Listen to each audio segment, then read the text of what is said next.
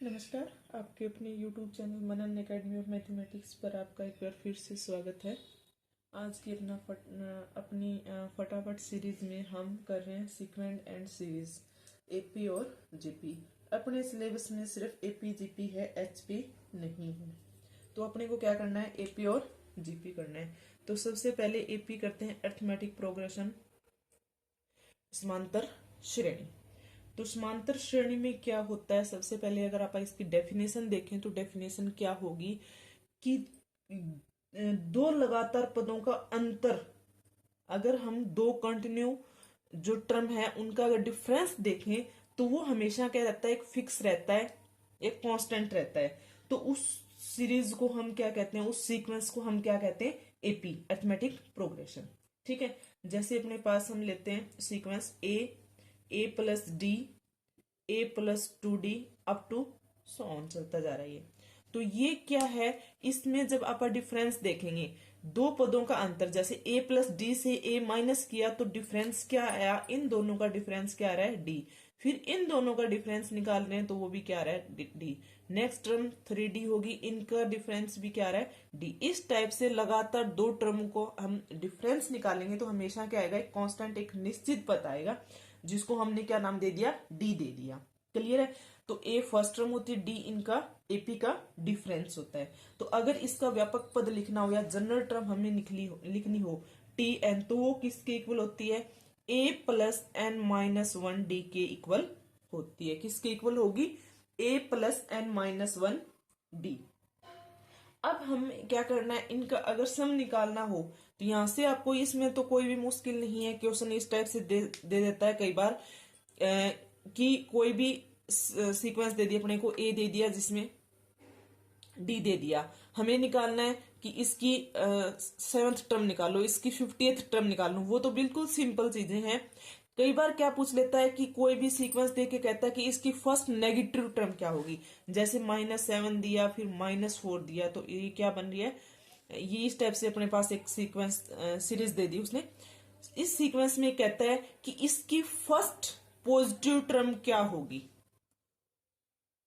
Clear है, क्या पूछेगा, फर्स्ट पॉजिटिव टर्म, या फिर ऐसे दे देता है 15 11 इस टाइप से दे दी, और फर्स्ट नेगेटिव टर्म भी पूछ लेता है। तो इसमें हमें क्या करना होता है, इस टाइप से अगर कोई क्वेश्चन पूछता है तो हमें क्या करना है कि हमें उसकी ये देखना है कि जीरो कहां पे आ रहा है। जीरो के बाद, यहां पे जीरो से पहले जितने भी टर्म होंगी सारी नेगेटिव होंगी, जीरो के बाद जो भी टर्म स्टार्ट होगी, जो भी टर्म आएगी नेक्स्ट जीरो के बाद, वो क्या होगी, पॉजिटिव आएगी। तो हमें क्या करना है, जो अपनी जनरल टर्म है टी एन है, उसको इक्वल टू 0 करके यहां से एन की वैल्यू निकाल लेनी है। ए भी है, डी भी है, टी एन क्या हो गया, 0 हो गया, तो एन की वैल्यू आ जाएगी। जो एन की वैल्यू आएगी ना, चाहे वो फ्रैक्शन में आ रही है चाहे फिक्स आ रही है, सपोज अपने पास क्या आ गई, 4 आ गई एन की वैल्यू, तो इसका मतलब 5th टर्म होगी वो पॉजिटिव टर्म होगी, पहली पॉजिटिव टर्म होगी। क्लियर है।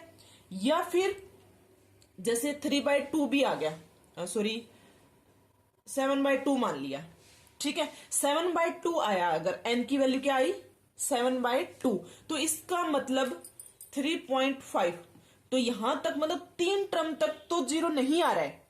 इसका मतलब जो 4th टर्म आएगी ना, वो क्या होगी, अपनी फर्स्ट पॉजिटिव टर्म होगी।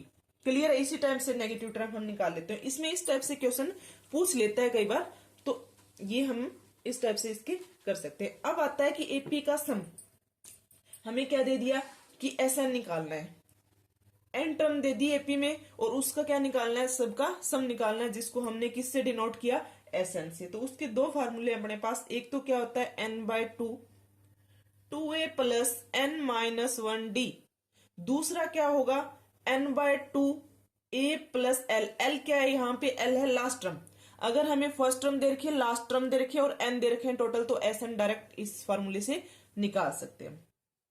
ठीक है, ये अपने पास क्या हो गया, एस एन निकालने का फार्मूला। अब बात आती है कि अगर अपने पास अनंत पद हो एपी में, तो अनंत पदों का योग अगर पूछ लेता है, अनंत पदों का योग, तो क्या होगा, तो एस एन क्या होगा अपने पास, एस एन तो कही नहीं सकते, एस इन्फिनिटी होगा। ठीक है, एन टर्म तो नहीं है ना, अपने पास अनंत पद है, इनफाइनाइट टर्म है, तो उसमें उन पदों का योग क्या होगा, इन्फिनिटी होगा। कब? जब डी क्या होगा, ग्रेटर देन जीरो।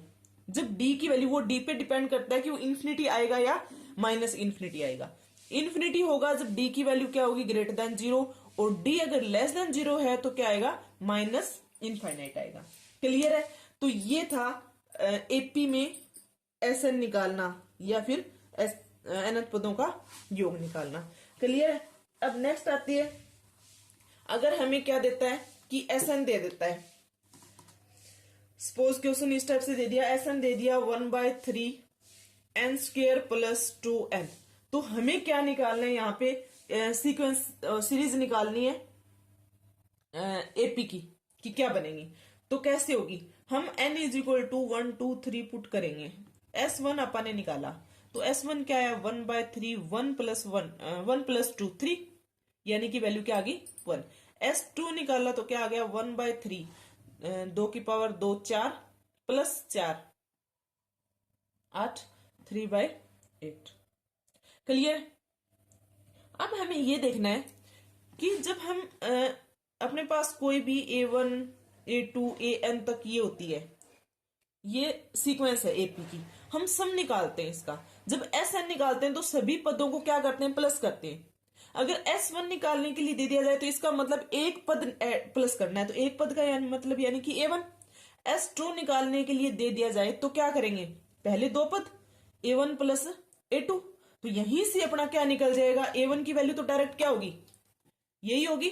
A2 क्या होगा, A2 S2 किसके इक्वल है, A1 प्लस A2, तो A2 की वैल्यू निकालनी है, तो यहां से S2 minus A1 is equal to क्या आ गया, A2 आ गया। तो S2 क्या है, 3/8, 3/8 से क्या माइनस करना है, 1 माइनस करना है, तो ये वैल्यू किसकी आ गई, A2 की। जब A2 की वैल्यू आ गई है तो क्या करेंगे, A2 माइनस A1 करेंगे, D आ गया। इस टाइप से अपनी क्या बन जाएगी, सीक्वेंस बन जाएगी। क्लियर? इस टाइप से आप क्वेश्चन को सॉल्व कर सकते हैं। अब बात आती है समांतर माध्य की, AM अरिथमेटिक मीन।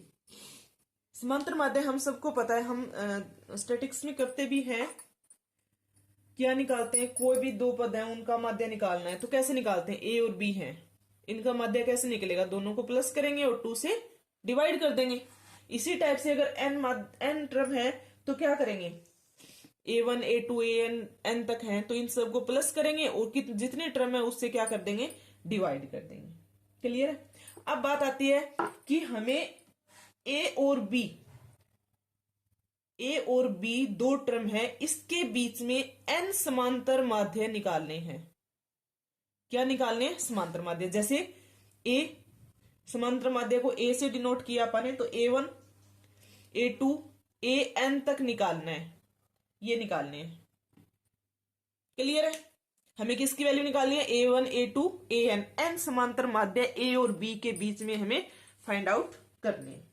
तो क्या करना है इसमें हमें, अब हमें ये देखते हैं इसमें कि इसमें टोटल टर्म कितनी हो गई, n तो ये है और दो ये हैं, तो टोटल कितनी होगी इसमें, n तो ये होगी और ये सारी कितनी होगी, n प्लस 2। क्लियर है? तो टोटल टर्म n प्लस 2 ही, तो हम Tn प्लस 2 जब निकाल लेंगे तो क्या आएगा, A plus n minus 1, n की जगह क्या है, n plus 2 minus 1 into D. D हमारा डी है, अपने को तो डी पता ही नहीं है क्या है, क्योंकि सिर्फ A और B की तो वैल्यू पता है ना, इसकी तो वैल्यू पता ही नहीं है।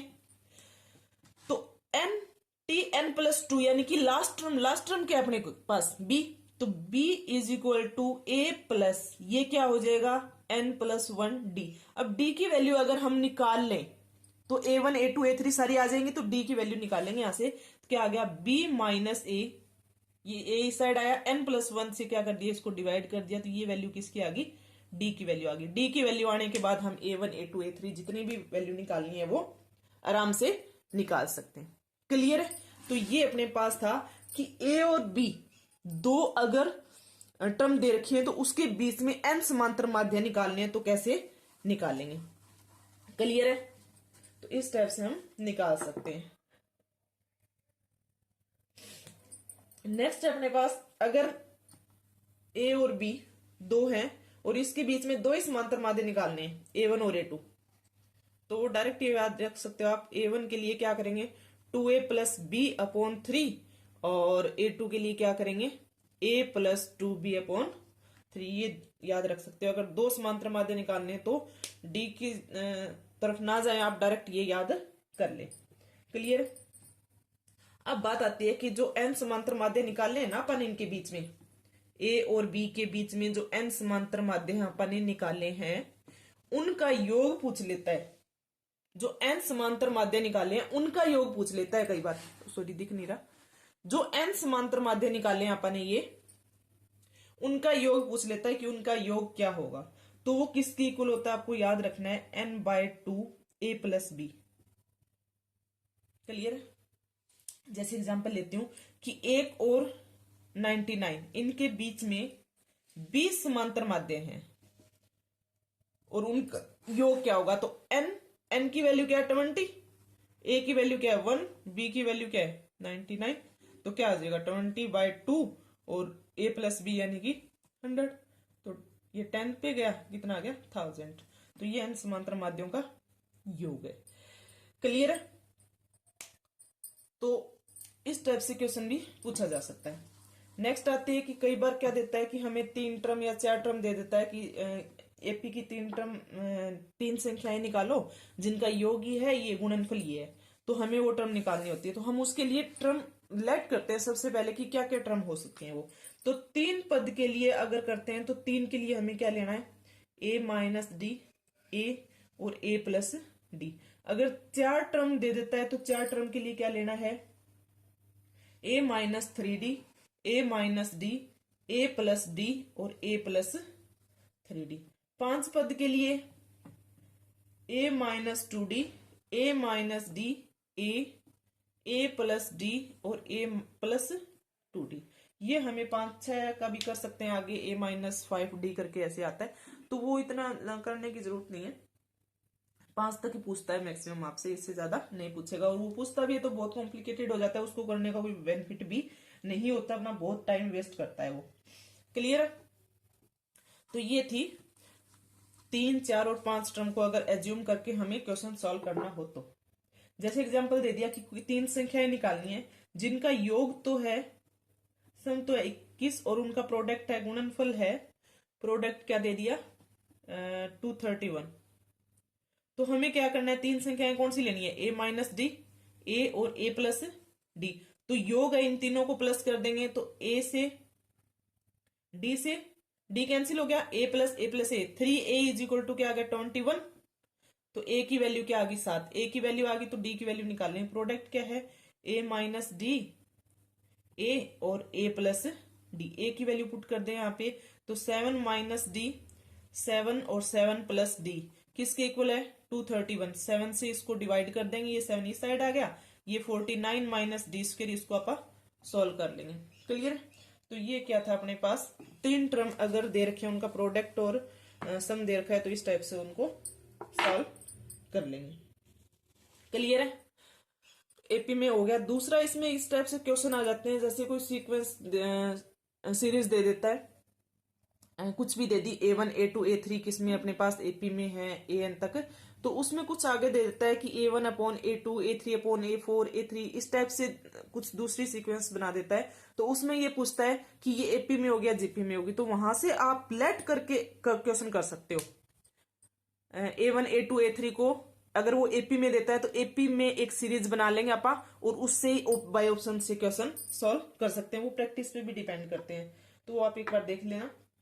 बाकी उस टाइप से क्वेश्चन आने के चांस आजकल बहुत कम हो गए हैं, पहले इस टाइप से क्वेश्चन बनते थे। क्लियर है। तो एपी होगी अपनी। नेक्स्ट आप कर रहे हैं जीपी। क्लियर। जीपी क्या होता है, एपी में तो हमने डिफरेंस देखा था 2 लगातार पद का। इसमें क्या होता है कि प्रत्येक पद अपने पूर्व पद से अनुपात होता है, जो प्रत्येक पद का अपने पूर्व पद से जो अनुपात होता है वो हमेशा क्या रहता है, इक्वल रहता है। A1 A2 ये AN तक है, तो A2 upon A1 is equal to A3 upon A2, ये हमेशा क्या रहेगा, इक्वल रहेगा। तो ये क्या होती है जीपी की सीक्वेंस होती है। क्लियर है? इसमें हम जो अनुपात है, इसका रेशो है, उसको आर से डिनोट करते हैं, जहां पे एपी में डी से डिनोट किया था। तो इसमें जो अपने पास सीक्वेंस क्या बनती है, A R square up to A R N minus one, last term अगर देखें तो ये बनती है। ठीक है, तो ये क्या होगी, टी एन लास्ट टर्म होगी। क्लियर है? इसमें हम अगर सम निकालते हैं, एसएन निकालते हैं, तो एसएन इसमें क्या होगा, अगर आर की वैल्यू ग्रेटर देन 1 है, इक्वल टू 1 है और लेस देन 1 है, तीनों के लिए देखते हैं हम क्या होता है, ए इंटू जब आर क्या हो, लेस देन 1 हो, तो 1 minus R raise to power N और 1 माइनस आर।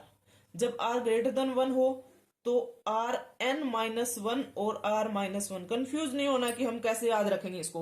देखो आर 1 से छोटा है तो 1 में से माइनस करना है, नेगेटिव नहीं आना चाहिए। आर अगर 1 से बड़ा है तो आर में से 1 माइनस करना है, नेगेटिव नहीं आना चाहिए। क्लियर? याद रह जाएगा।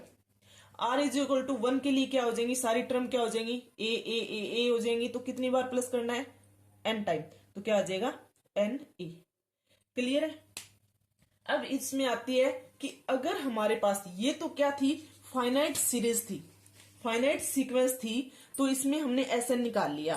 अगर यहीं पे इनफाइनाइट सीक्वेंस देके आपसे सम पूछता है तो कैसे निकालेंगे। इनफाइनाइट के लिए हम देखते हैं कि वहां पे भी हमें आर की वैल्यू देखनी पड़ती है। वहां पे भी तीन कंडीशन बनती है कि आर ग्रेटर देन है तो क्या होगा, आर इक्वल टू है तो क्या होगा, और आर लेस देन है तो क्या होगा। सबसे पहले हम देखते हैं फर्स्ट कंडीशन। फर्स्ट कंडीशन में क्या होगा कि अगर आर ग्रेटर देन 1 है, क्या है, आर ग्रेटर देन 1 है, तो हमें इनफाइनाइट देखनी है ना सीरीज। तो एस आर एन किसको टेंड करेगा, आर ग्रेटर देन 1 है तो R N N tends to infinity पे किसको, इनफाइनाइट को टेंड करेगा, इन्फिनिटी की तरफ जाएगा। तो एस एन भी क्या होगा, इन्फिनिटी की तरफ जाएगा, यानी कि जो सम होगा वो क्या हो गया, इन्फिनिटी। क्लियर है? तो ये अपने पास अगर r ग्रेटर देन 1 है तो उसका जो अनंत पदों का योग है वो क्या होगा, इन्फिनिटी। हम देखेंगे कि अनंत पदों का योग यहां पे क्या होगा, इनफाइनाइट होगा।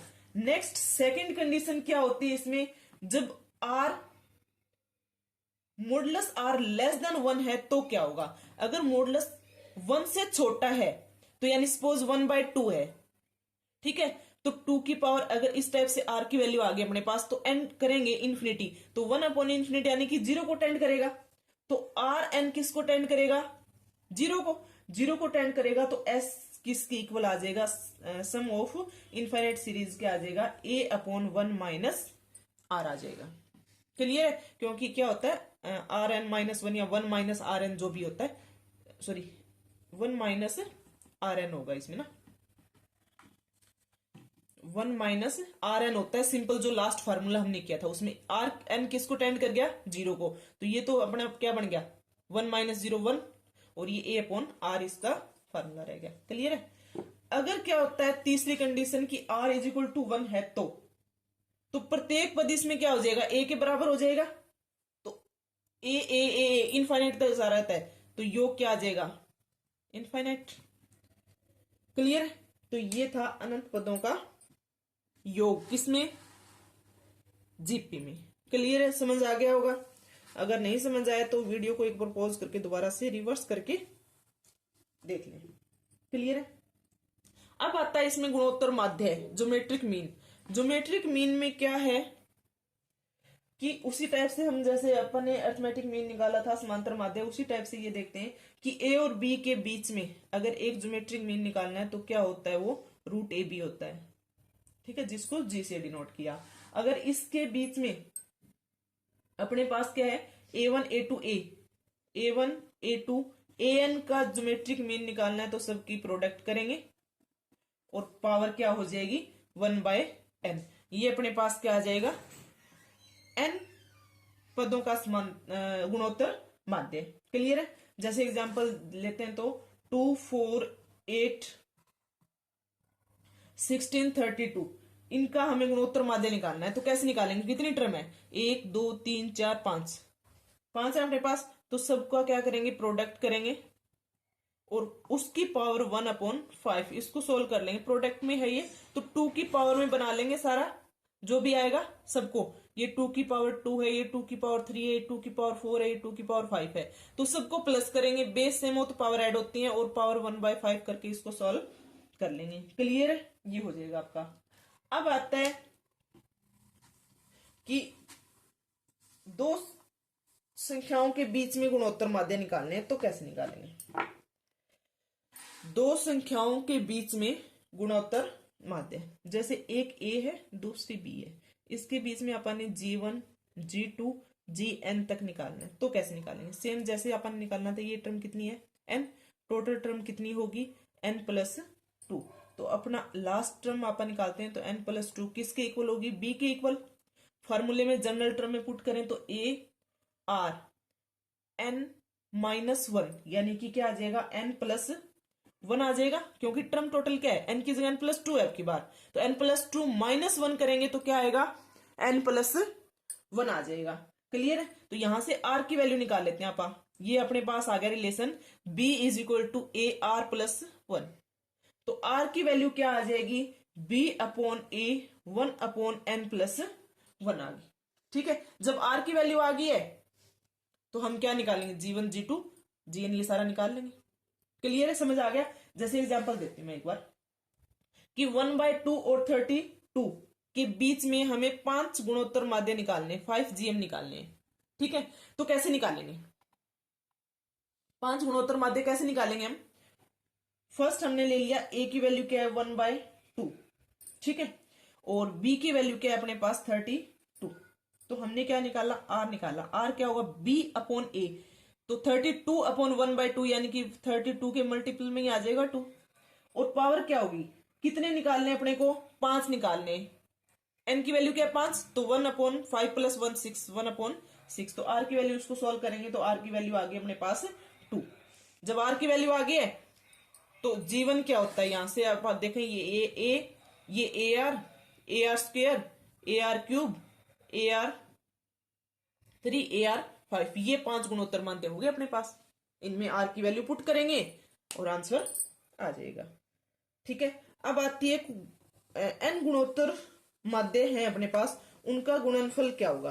तो गुणनफल सिंपल गुणनफल कर लेंगे आप, जो भी है। जैसे G1 अपन ने अभी अभी लिया AR होता है, नेक्स्ट AR², ARn, इन सब का गुणनफल करना है। तो गुणनफल करेंगे, इनकी मल्टीप्लाई करेंगे तो बेस सेम है, उनकी पावर ऐड हो जाएंगी। तो a की पावर कितनी बार 1 2 कहां तक हो रही है, n टर्म तक आ रहा है, तो a की पावर क्या आ गई n। r की पावर क्या हो जाएगी 1 2 3 अप टू n, 1 r की पावर 1 + 2 + 3 अप टू n, तो क्या हो जाएगा r की पावर n × n + 1/2 आ जाएगा। अब जो अपन ने निकाला था ना अभी अभी, r की वैल्यू किसकी इक्वल थी, b/a 1/n+1 के इक्वल। ठीक है, तो ये जो पावर है ना Rn+1 = b/a लिख सकते हैं आप। मैंने n+1 पावर ले ली दोनों तरफ, तो ये तो कैंसिल होगी, b/a आ गया।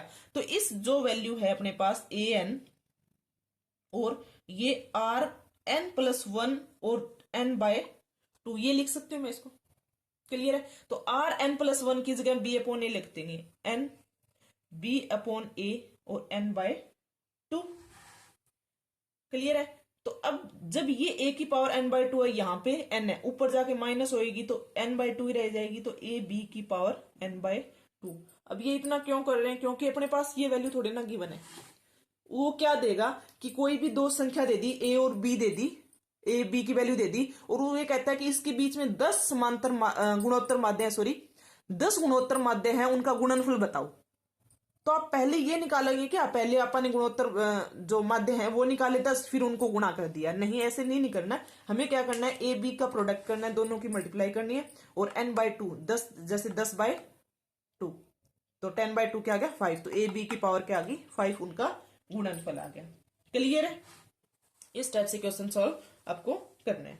नेक्स्ट आता है कि जैसे एपी में अपन ने लिया था 3 पद 4 पद 5 पद एज्यूम किए थे, तो इसी टाइप से जीपी में क्या पद एज्यूम करते हैं आप। 3 के लिए अगर 3 पद की बात करता है तो 3 के लिए हम क्या एज्यूम करते हैं, a/r a/ar।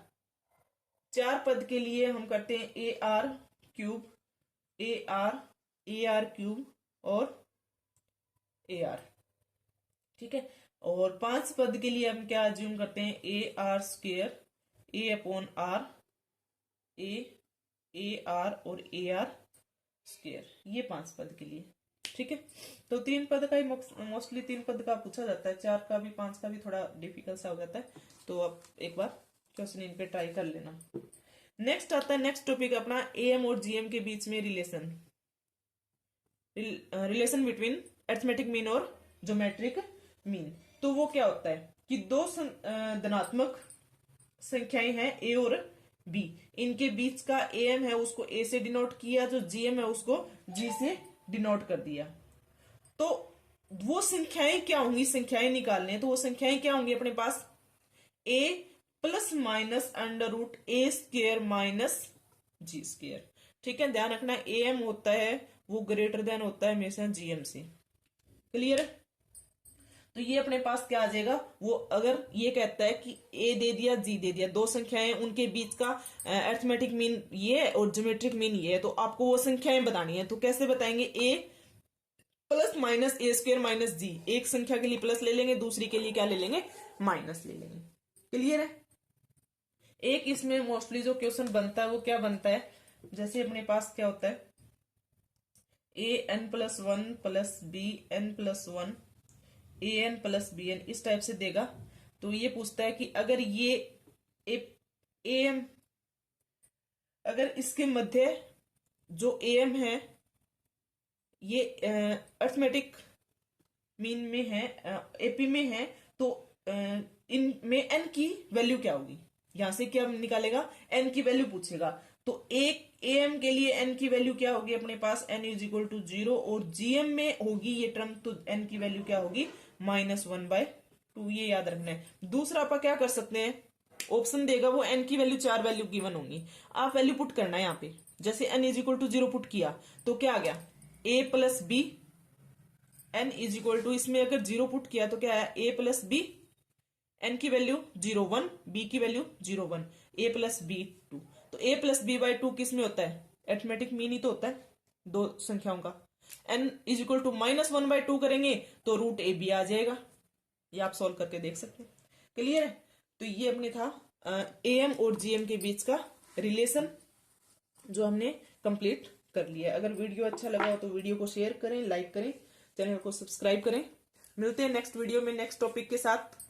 धन्यवाद।